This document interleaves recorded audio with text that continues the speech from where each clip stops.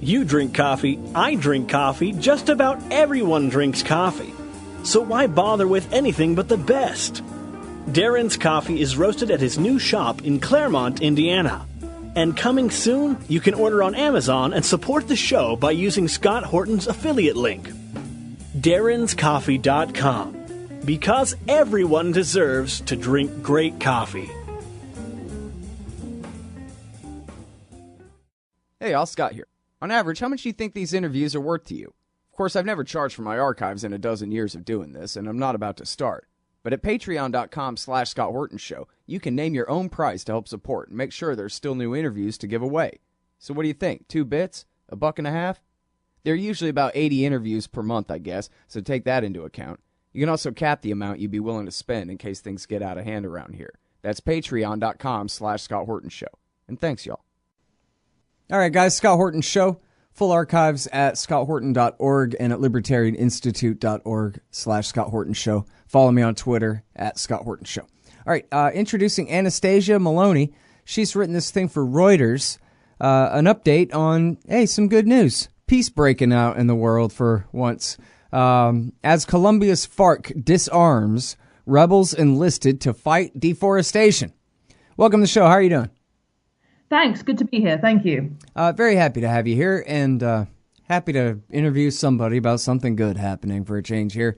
So the FARC, they're basically, for a generation or more, they fought a Marxist rebellion in the jungles of Colombia against the American-backed right-wing government there. And then last year, they made a peace deal. It took a couple of referenda to get it ratified, but apparently it's sticking, and the war really is over, huh? Yes, it is sticking in the sense that the ceasefire has definitely been adhered to by both parties, by the government and the FARC rebels. And yesterday there was a big news here in Colombia because the FARC gave up another 30% of their weapons. So in total, 60% of all the weapons that the FARC have, including the AK-47 rifles and the other pistols that they've been using, they've actually been handed in a public ceremony yesterday to officials from the United Nations. So as far as handing in the weapons and the ceasefire, yes, it's going well. It has been delayed, but there were really good news coming out of Colombia yesterday that the FARC are continuing to hand in their weapons, which is basically the basis of any peace agreement. Mm-hmm. And so, I mean, what we're talking about here is their demilitarization, but are they disarming so much that they're basically leaving themselves helpless to their former right-wing paramilitary and government enemies, or they're actually going to have their rights respected and so it's okay? Or yeah, well, that's the big question at the moment. To what extent, as you say, can the government guarantee that they will be safe once they give up their weapons? And in fact, that was part of why the peace negotiations took almost more than 4 years to try and lay down the rules, if you like, of how the government is going to ensure their safety. There have been problems with community leaders, for example, in parts of Colombia, particularly on the Pacific coast, who have supported the FARC, who've been empathetic to their cause. There has been a rise in murders against those people. And the FARC is saying that definitely the government needs to do more to ensure that when they leave their demobilization camps, where they are right now, that they won't be attacked by other criminal gangs. And that still remains to be seen, and it is definitely a concern. But at least the government seems like they want to try to live up to it. They don't seem like they're looking to take advantage of the situation and backstab them. No, not at all. No, if anything were to happen, it would come from other criminal groups who are working to fill the vacuum left behind by the FARC. So there are criminal gangs involved in illegal gold mining, the cocaine trade, and they are the ones that the FARC will have to watch out for when they are demobilized and go back home, because there is definitely a bit of a turf war going on to see who's going to pick up the spoils of the FARC's business. But at least in terms of their relations the central government seems to be honoring the deal, and they seem to mean to want to continue to honor it, you're saying? Yes. And in fact, that's your report here, is that they're getting government jobs. Correct, yes. That's definitely, as far as the government of Juan Manuel Santos, he bet his whole political legacy on getting this peace deal, and it's basically the only thing that he's done in office. It's the most important aim of his government. And so the government and the president are very much behind this peace deal, and they officially, as far as what they say officially, are doing everything they can to stick to the timetable that the two sides have agreed and make sure that the FARC give up their last remaining weapons and, as I say in this piece, give them jobs, which is the most important thing to make sure that the violence doesn't continue. The story that I was talking about is one initiative which hopes to give jobs to former FARC rebels as forest guardians, and they would ultimately be employed in the future by government environmental agencies, for example, or by national parks. So that's just one of the initiatives that's being put forward at the moment to try and make sure they have jobs to go back to. Mm-hmm. And this is in the rainforest. This is basically publicly owned, government-controlled land, national park land, or it's reserved for the preservation of the rainforest. It's not supposed to be, at least, homesteaded and turned into farmland, at least at this point. And that's their job, is keeping people from cultivating it. Correct, yes. So the area where I was is in the south of Colombia. It's been basically the epicenter of the conflict and a FARC stronghold for more than 50 years. And the conflict has actually protected the rainforests because they've been too dangerous for companies and for farmers to go into. So there's the forests have almost been no-go zones for years, and in such a way they've been protected. So the fear is that once the FARC, as they've pulled out from their stronghold areas, that companies, extractive industries like oil, coal, loggers will go in because it's safer to do so. And so the hope is that if the FARC are trained how to monitor illegal logging, how to report it, how to verify forest cover, then the forests and the rainforests are more likely to be protected in the future. And we're talking about protected areas, national parks, and also farmland, so that the agricultural frontier doesn't expand more and more. Mm-hmm. And then, so how much of this has to do with higher caste Spanish descended whites versus Indians? The conflict with the FARC rebels is a conflict, I would say, between the guerrilla movement and their ideals, their Marxist ideals. They were fighting for greater land redistribution. They're fighting against inequality, against the elite white central government. And that's been going on for 5 decades. However, there are other tensions between indigenous communities and Afro-Colombian communities in Colombia about the rights to their land. Mm-hmm. And they have constant battles with people who are trying to exploit their land.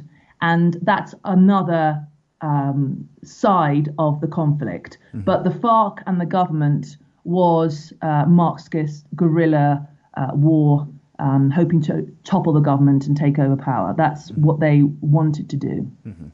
And then, I mean, I know these are all overlapping Venn diagrams and categories and things. So sometimes some of these distinctions may matter more than at other times, even within the same groups and that kind of thing. But generally speaking, though, the lower castes, I mean, is it correct that they basically are the Indians? Yes. However, as far as inequality, who suffers inequality most as far as access to education, health, indigenous groups? There's over 30 different kinds of indigenous groups in Colombia. And as I've just said, the big communities of Afro-Colombians, particularly on the Pacific coast. And both those groups are more likely to be poor, out of school, illiterate, unemployed. And that's the big inequality that Colombia has and many other countries in Latin America. Yeah.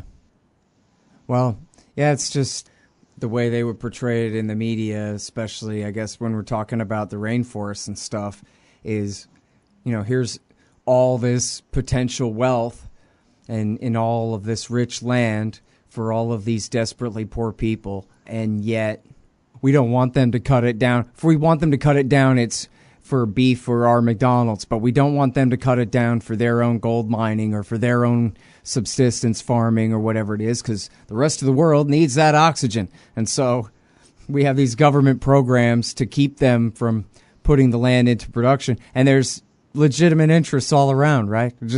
It seems like a big a mess of contradictions, and therefore has continued to be part of an engine of all this disagreement. Who has access to what land and how hard they're willing to fight over it, right? Exactly. I think you've just summed it up, basically, that the roots of Colombia's conflict has been precisely that question over land. Who owns it, who controls it, and who has access to it. And that has been the history of Colombia for many, many years. And one of the reasons why the FARC started as a guerrilla movement was precisely because they wanted farmers or campesinos, the normal people outside the capital in the rural areas, they wanted them to have land titles and greater land.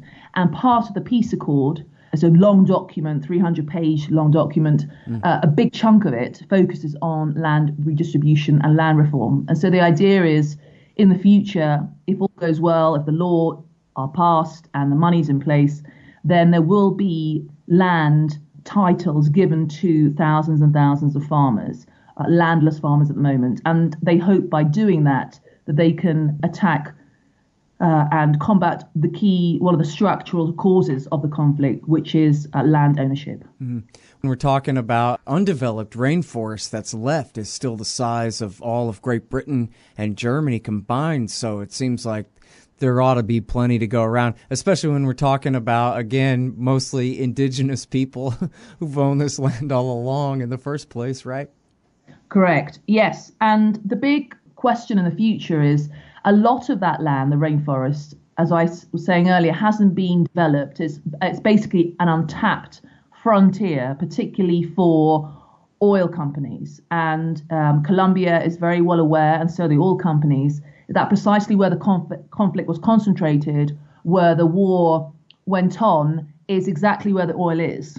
And so the big question is, how is Colombia going to sort out those rights to the land, and also the right to exploit oil to drive the economy? So there's going to be lots of conflict, I think, in the future, particularly in the south of Colombia, with local Colombian and international oil companies coming in, exploring and drilling. And we're going to probably see a lot of conflict between them and indigenous and local communities about exactly, again, this question of who has the right to do what on what kind of land. Mm-hmm.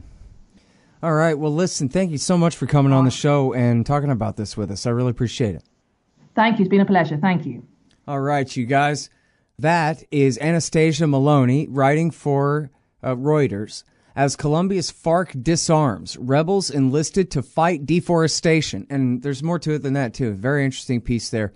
And she's writing for the Thomson Reuters Foundation. The website is news.trust.org. It's a project of Reuters there. That's Scott Horton's show. Thanks, you guys, for listening. Check out the full archives at scotthorton.org and at libertarianinstitute.org/Scott Horton Show. And you can follow me on Twitter at Scott Horton Show. Thanks. Hey, y'all, Scott Horton here. Are you a libertarian and or peacenik? Live in North America? If you want, you could hire me to come and give a speech to your group. I'm good on the terror war and intervention, civil liberties stuff, blaming Woodrow Wilson for everything bad in the world, Iran, central banking, political realignment, and, well, you know, everything. I can teach markets to liberals and peace to the right. Just watch me. Check out scotthorton.org/speeches for some examples and email me, scott@scotthorton.org for more information. See you there.